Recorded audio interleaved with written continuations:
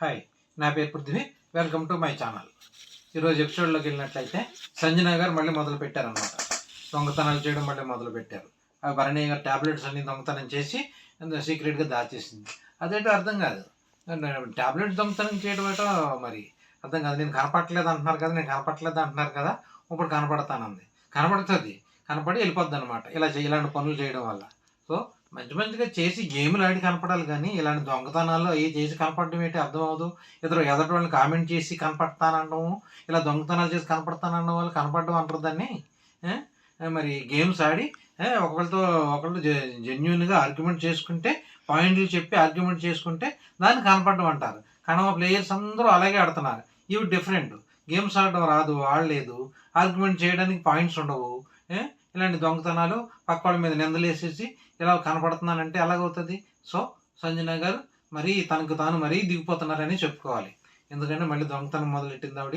అందులోనూ ట్యాబ్లెట్స్ లైవ్లో ఎపిసోడ్లో చూపించలేదు కానీ లైవ్లో భరణి గారికి సంజన గారికి ఆర్గ్యుమెంట్ అయిందని తెలుస్తుంది. మరి రేపు ఎపిసోడ్లో వేస్తాడో ఏదో తెలియదు, చూడాలి. బాగా ఆర్గ్యుమెంట్ అయిందన్నారు. మరి నెక్స్ట్ రీతుకిని డెమాన్ పవన్కి మళ్ళీ ఆర్గ్యుమెంట్ అయిందని తెలుస్తుంది. రేపు వచ్చే ఎపిసోడ్లో చూపించవచ్చు. అదనమాట. ఈరోజు చెప్పుకోదగ్గ విషయం ఏంటంటే ప్రేరణ గారు వచ్చారనమాట. ప్రేరణ గారు వచ్చి బిగ్ బాస్ హౌస్లో గేమ్ ఆడడానికి వచ్చారు. సరదాగా వచ్చారు, చిన్న చిన్న హింట్స్ ఇచ్చారు. బాగా ఆడండి, ఇంకా ఫైనల్ వారాలు మీరు ఎంత 1000% పెడితేనే కానీ మీకు కనపడరు, మీరు పెట్టాల్సిందే అంటారు. పర్సనల్ విషయాలు, పర్సనల్ వీడియో వేసినప్పుడు మాత్రం మనది మాత్రం చాలా బాగుంటుంది. అది చూసే అవకాశం చాలా టాప్ 5 మెంబర్స్కే ఉంటుంది. సో ఆ అదృష్టవంతులు ఎవరు నిర్ణయించుకోండి. అది మన గురించి మనకు చూపించడం అనేది చాలా ఎక్సలెంట్గా ఉంటుంది. అది చూడండి, అది టార్గెట్గా పెట్టుకుని మీరు గేమ్సే ఆడండి అని చెప్పింది అనమాట. బిగ్ బాస్ ప్రేరణ గారిని మీరు గేమ్ ఆడడానికి వచ్చారు కాబట్టి మీరు ఎవరితో గేమ్ ఆడతారో నిర్ణయించుకోండి అంటే తనూజతో గేమ్ ఆడతానంది. సంచాలక్ ఎవరంటే దివ్యని తీసుకున్నారు. మొత్తం మీద ప్రేరణ గారు తనూజ గారు ఆడారు. ఎక్సలెంట్గా ఆడారు. ఇద్దరు పోటాపోటీగా ఆడారు. పాపం బ్యాడ్ లక్ తనూజ గారు ఓడిపోయారు అనమాట. కాకపోతే మనకి కావాలని అనిపించలేదు కానీ తను మాత్రం కొంచెం టైం ఇచ్చింది. ప్రేరణ తన్ని సద్వినియోగం చేసుకోలేదని చెప్పాలి. ఆ టైం ఇవ్వడం తనూజ గారు చూసారో లేదో తెలియదు కానీ మనకైతే కొద్దిగా కనపడుతుంది. బాల్ పక్కకి వేయటము అలా చేయడం చేసింది ఆవిడ. అది కావాలని చేసినట్లు అనిపించలేదు కానీ కొంచెం జాగ్రత్తగా అబ్జర్వ్ చేస్తూ అలాగే అనిపించింది. ఏది ఏమైనప్పటికీ కూడా తనూజ గారు గెలవలేకపోయారు. సో బ్యాడ్ లక్ అనమాట. ఇదే last chance. Last captaincy contender నుంచి తనూజ గారు అవుట్ అనమాట. జరిగింది అదనమాట. మొత్తం మీద ప్రేరణ గారు వచ్చి కొంచెం ఉండి వెళ్ళిపోయారు. నెక్స్ట్ హారిక గారు వచ్చారు. హారిక గారు ముసుగేసుకుని వచ్చారనమాట.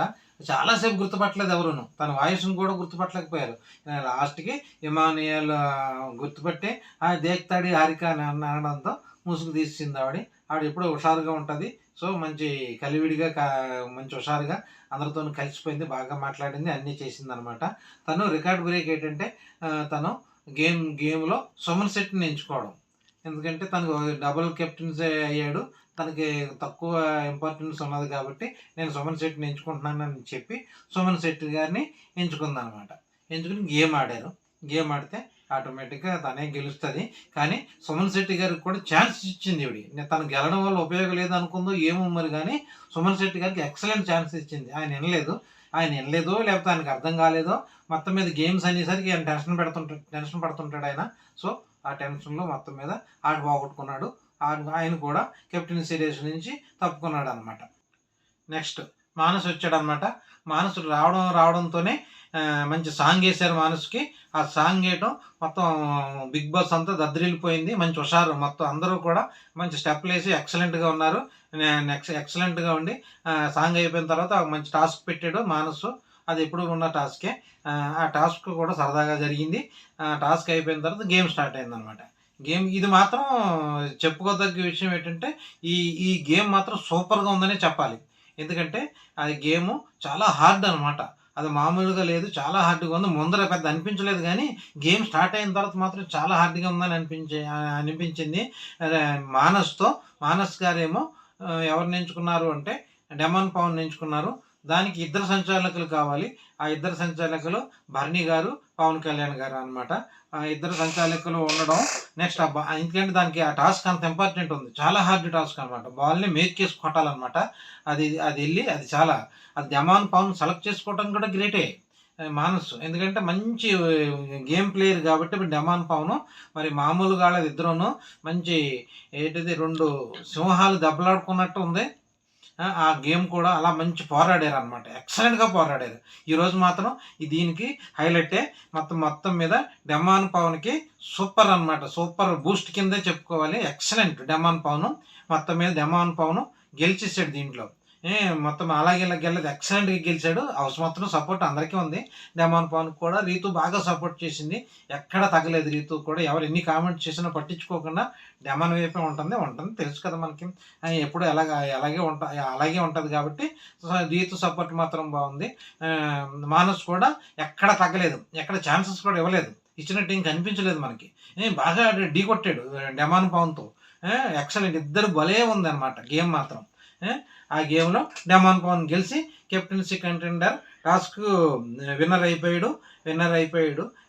ఇంత హుషారుగా ఉంటే కెప్టెన్ అయిపోవడం కామను. కాకపోతే ఓటింగ్‌లో 4థ్ ప్లేస్ ఉన్నాడు. అతనికి గాని ఓటింగ్ పెరిగితే మరి ఇంకొక లెక్కల్లో ఉంటది. అది ఈరోజు పరిస్థితి. ఈ ఇద్దరు కంటెండర్స్ అయ్యారు. పవన్ కళ్యాణ్ అండ్ డమాన్ పవన్ అనమాట. మనకి లైవ్‌లో చూపించింది ఏంటంటే యావర్ వచ్చాడు. యావరేమో ఇమానుయేల్ సెలెక్ట్ చేసుకున్నట్టు తెలుస్తుంది. ఇమానుయేల్ గెలిచినట్టు చెప్తున్నారు. యావర్ కావాలనే ఓడిపోయాడు అన్నట్టు న్యూస్ వచ్చింది. కావాలని ఓడిపోయినా అతనికి పనికొచ్చేది ఏముంది? నిజంగా ఓడిపోయినా కావాలని ఓడిపోయినా అని అంటారు. కాకపోతే ఛాన్స్ ఇవ్వాలి. తప్పులేదు ఎవరు చేసిన దాంట్లో. ఆర్కే కూడా అలాగే ఇచ్చింది. నెక్స్ట్ ఇంకోళ్ళు ఎవరు ప్రేరణ కూడా ఛాన్స్ ఇచ్చింది. వాళ్ళు ఉపయోగించుకోలేకపోయారు. మరి ఏం చేయలేం. సో ఇమానుయేల్ ఉపయోగించుకొని కెప్టెన్సీ కంటెండర్ టాస్క్ అయ్యారు. ఇప్పుడు కెప్టెన్సీ కంటెండర్ టాస్క్‌లు ఎవరెవరు అయ్యారంటే పవన్ కళ్యాణ్, డమాన్ పవన్, ఇమానుయేల్ ముగ్గురు. మరి మామూలుగా ఉండదు గేమ్ లేదు ముగ్గురికిని. ఎవరు గెలుస్తారో కూడా తెలీదు. ఇప్పుడు ఇది టైటిల్ రేస్‌లా ఉంటదన్నమాట. Captain race. మామూలుగా ఉండదు. సూపర్‌గా ఉంది. మొత్తం మీద అది జరిగింది ఈరోజు. ఓటింగ్‌లో పవన్ కళ్యాణ్ నెంబర్ 1 పొజిషన్‌లో దూసుకుపోతున్నాడు. ఓటింగ్‌లో 3-4% హైయెస్ట్‌లో ఉన్నాడు తనూజ గారి కంటే. ఎందుకంటే ఈ వీక్ అంతా తనకి పాజిటివ్‌గానే ఉన్నాడు. పాజిటివ్ ఎపిసోడ్‌లే పడ్డాయి. పాజిటివ్‌గానే ఉన్నాడు. ఒక రీతుతో గొడవ తప్పించి అన్నీ పాజిటివ్సే. ఒక నెగెటివ్ ఏంటంటే బిగ్ బాస్ ప్రాపర్టీని తనడమే నెగెటివ్. అంతకు మించి ఏమీ లేదు అతనిది. అంత బానే ఉంది. కాబట్టి తనూజ గారికి నెగెటివ్ అని చెప్పుకోవాలి. గేమ్ గెలవలేదు.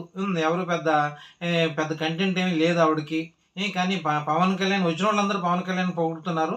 బాగా ఆడుతున్నారు అని ఒక కామన్ మ్యాన్ అలాగా ఒక వీఐపీ రేంజ్‌లో ఉన్నవాళ్ళు వచ్చి ఒక కామన్ మ్యాన్‌ని పొగడడం అనేది మామూలు విషయం కాదు.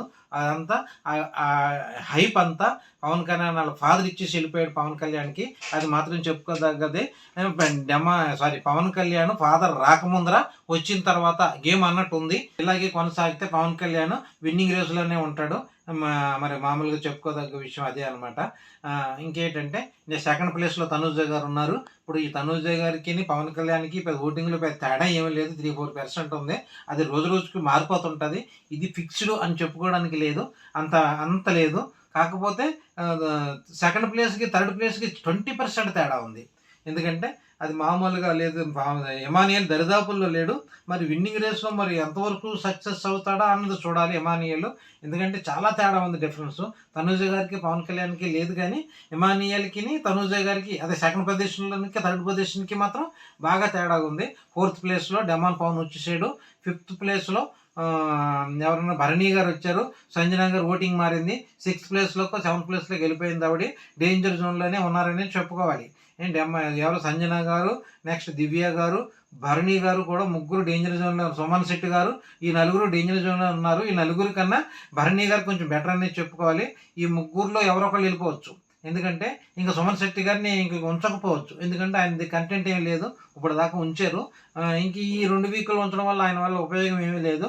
సో ఆయన ఉండడం కన్నా దివ్య ఛాన్స్ ఇవ్వడమే బెటరు సుమన్ శెట్టి గారి కన్నాను. ఎందుకు అంటున్నానంటే పాపం ఆయన ఆడలేకపోతున్నారు. కంటెంట్ ఇవ్వలేకపోతున్నారు. మరి దివ్య కొద్దిగా పర్వాలేదు. చిన్నది కాబట్టి, చిన్నపిల్ల కాబట్టి, కొంచెం హుషారుగా ఉన్నది కాబట్టి, ఆర్గ్యుమెంట్ చేస్తుంది కాబట్టి, పాయింట్స్ పెడుతుంది కాబట్టి దివ్యకే ఉంచితేనే బెటర్ అనిపిస్తుంది. ఓటింగ్లో చూస్తే సుమన్ శెట్టి గారు పైనే ఉన్నారు దివ్య కన్నాను. సో దాన్ని బట్టి మనం చూసుకోవాలి. ఒక సుమన్ శెట్టి గారు కానీ, దివ్య గారు కానీ, సంజన గారు కానీ, ముగ్గురులో ఒకళ్ళు వెళ్ళిపోవచ్చు. డబుల్ ఎలిమినేషన్ అయితే ఇద్దరు వెళ్ళిపోవచ్చు.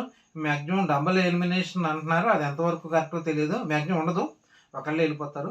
వెళ్ళిపోతే దివ్య గారు వెళ్ళిపోవాలి. సుమన్ శెట్టి గారు కంటెంట్ ఇవ్వలేకపోతున్నారు కాబట్టి పంపితే సుమన్ శెట్టి గారిని పంపించాలి, తప్పితే ఇంక వేరే దారి ఏమీ లేదు. ఓకే, మీకు నచ్చినట్లయితే లైక్ చేయండి, షేర్ చేయండి, సబ్స్క్రైబ్ చేసుకోండి. Thank you.